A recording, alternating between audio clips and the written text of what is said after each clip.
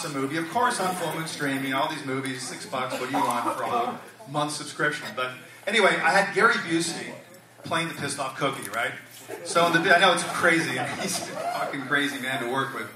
But I figured I could afford him because he only worked one day as his character in the movie.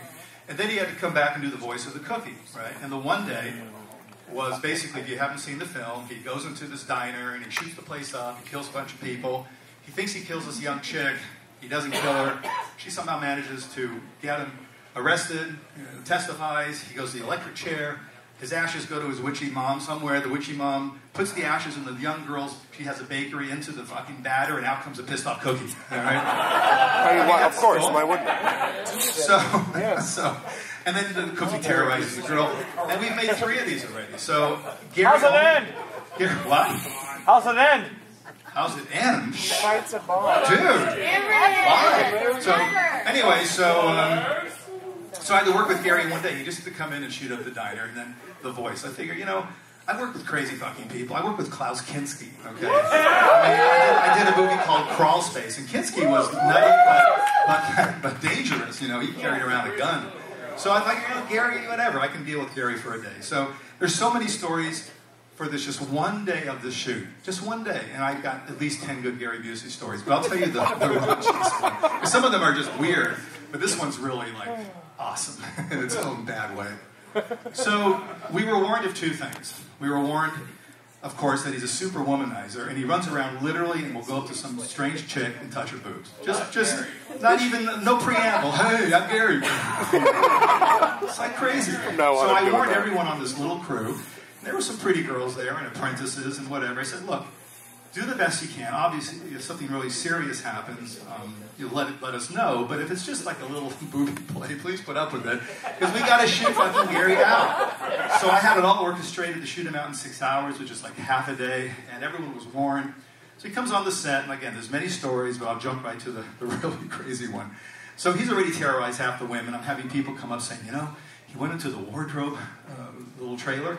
And Maxine, because she's like this squatty chick with these massive boobs. I said, he just walked right up to her and just put her head right in her breast, And that's just weird, but she's cool. But she's a little worried because she has 2 young assistants, these little 20-year-old girls, and they're like afraid, so they're like hiding when Gary comes into the trailer. So I said, look, just whatever, you hide the girls, hide the women, just bear with us, okay? I mean, Gary's going to be wrapped in 4 hours, right? So now, skipping 9 different awesome stories, now it's around lunch, he has 2 hours to go.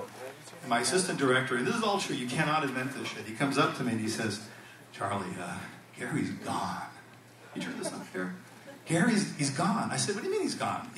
You can't leave. We're on a remote sort of set. If he would have we drove him to the set in a limo, right? So if he would have left, we would have seen him walking down the fucking boulevard, Unless he's in the back. We looked everywhere. We looked in his little motorhome that we had to rent him. We looked everywhere. I said, there's no way. Everyone's panicking because he's got to shoot. So I go in the back area behind this diner. And it is a very small area. We had our wardrobe makeup little trailer thing. We had Gary's awesome motorhome that we had. It was part of the deal. He needed the motorhome. And chock full of candy and weird crap he asked for, like a list of stuff. So I'm looking around, thinking, where the fuck is Gary?